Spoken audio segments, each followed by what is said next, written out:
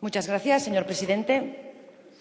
Señora ministra, señorías, como ustedes bien saben, porque se ha dicho y se ha reiterado, el debate de hoy trae consecuencia de la transposición de una directiva europea a el cuerpo del texto refundido de la Ley General de Consumidores y Usuarios y tiene un par de objetivos. Esta transposición, como digo, o esta reforma que estamos abordando del proyecto de ley, pretende, por una parte, como digo, transponer la Directiva Europea 2011/83 y, además, lo que hace es, con 20 años de retraso, acabar de transponer la Directiva 93/11 de protección a las personas consumidoras en materia de cláusulas abusivas. Y nos parece especialmente relevante la tardanza de 20 años en un tema, porque además quiero decir, señorías, que le han sacado al Estado español los colores varias veces a nivel europeo, porque sistemáticamente ha desprotegido a las personas consumidoras y usuarias en materia hipotecaria, mal transponiendo y no recogiendo la protección que desplegaba una directiva, como digo, dictada hace 20 años. Quizás para Gardel 20 años no eran nada, pero para la cuestión hipotecaria son una eternidad, señora ministra. Por tanto, bienvenida a esta transposición y recoger esta directiva, como digo, del año 93. Además, es una protección la directiva que pretendemos transponer relativa a la protección de consumidores y usuarios, una protección desplegada alrededor de proteger a las personas que contratan bienes y servicios fuera del establecimiento mercantil. Evidentemente, como consecuencia de la mayor frecuencia de contratación online, telefónica, fuera del establecimiento, es imperativo desplegar la protección que la directiva europea pretende desplegar y, además, es lógico que el Estado se alinee en esta materia con lo que dicta la Unión Europea. Dicho esto, y sin reconocer el mérito de la transposición de la directiva y, sobre todo, lo de las cláusulas abusivas, decirle que echamos en falta un proyecto, una transposición o una reforma, mejor dicho, más ambiciosa. Porque ¿sabe qué pasa, señora ministra? Que en el Estado español se han puesto de manifiesto enormes desequilibrios en lo que hace referencia a las posiciones de las personas consumidoras y las empresas prestadoras de bienes y de servicios. Cuando ha habido un problema económico, cuando ha habido, por ejemplo, esta crisis que estamos padeciendo, de forma enorme han padecido las consecuencias mucho más gravosas las personas consumidoras y usuarias, en detrimento y beneficiosamente se han interpretado las cláusulas de los contratos en beneficio de las empresas. Por tanto, conviene reequilibrar las posiciones y esta reforma legislativa tendría que ser una oportunidad. Se ha dicho, existe desequilibrio entre consumidores y empresas en materia de contratación a distancia. Nos cuesta muchísimo aún darnos de baja de un servicio contratado. Por contra, no nos cuesta absolutamente nada contratar online y muchas veces con pocas garantías si quien pretende contratar a veces es un menor. Pocas garantías por parte de los progenitores de su conocimiento. Pero es que además hay un desequilibrio enorme, antes lo he apuntado, en las posiciones entre las personas consumidoras y las grandes empresas, sobre todo en materia, por ejemplo, de emisión de preferentes, en materia de ejecuciones hipotecarias, como consecuencia de una suscripción de unos contratos que entrañan enormes perjuicios en caso de incumplimiento para una sola de las partes y de ahí el desequilibrio, que es la persona consumidora. Además, por no hablar de la enorme dificultad que se encuentra a nivel procesal para la defensa colectiva de intereses comunes, una auténtica asignatura pendiente que también la Unión Europea se ha encargado de recordar al Estado español de forma sistemática, y la última fue la abogada general del Tribunal de Justicia de la Unión Europea diciendo que en el Estado español se daba una enorme dificultad en el ejercicio de los derechos de los consumidores y específicamente en materia de acciones colectivas.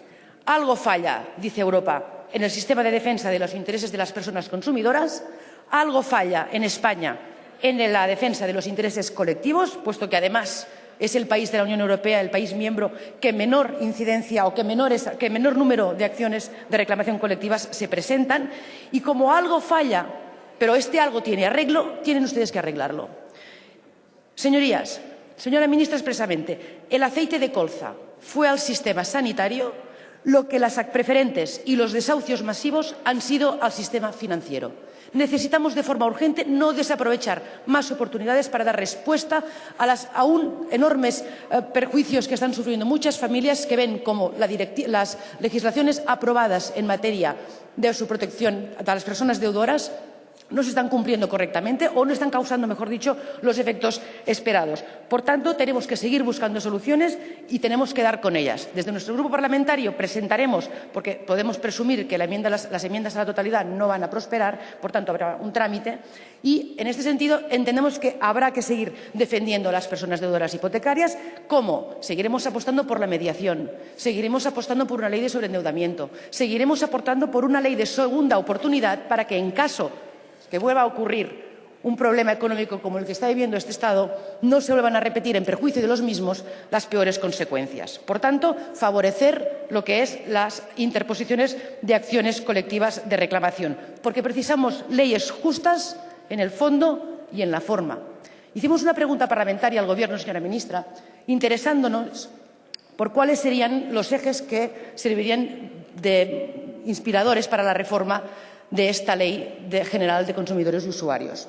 El propio Gobierno nos dijo que reconocía que la normativa, y leo textualmente, que la normativa vigente no parece haber logrado el resultado perseguido de dotar de adecuada protección a las personas consumidoras y usuarias en materia de suministros. Y le vuelvo a preguntar, ¿para cuándo una definición de lo que son servicios básicos?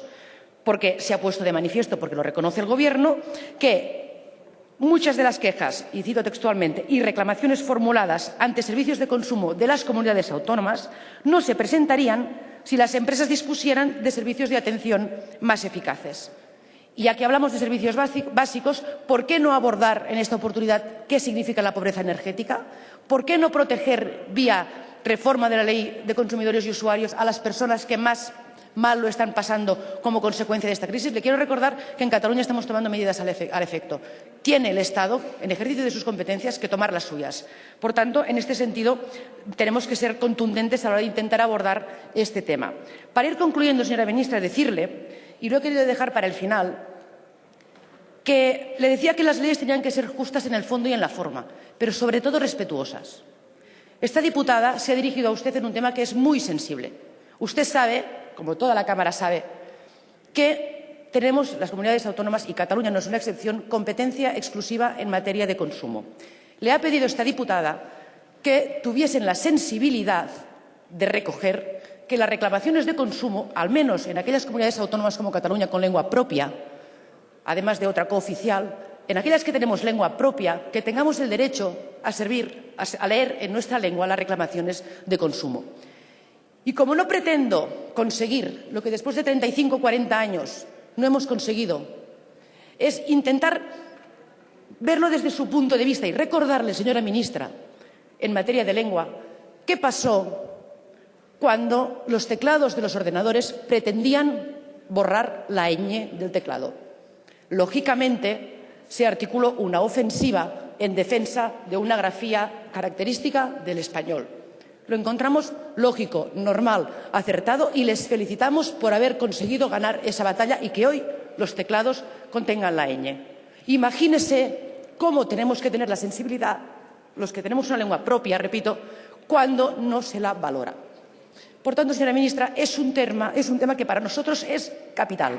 La defensa de las competencias de las comunidades autónomas y la defensa de las lenguas propias de aquellas comunidades que las tengan. No hemos oído ni una sola palabra de la señora ministra en su exposición que tendrían como mínimo una atención a este tema. Y por este motivo, señora ministra, vamos a dar nuestro apoyo a las enmiendas a la totalidad. Apoyaremos esta enmienda a la totalidad. Esperábamos mayor sensibilidad por su parte.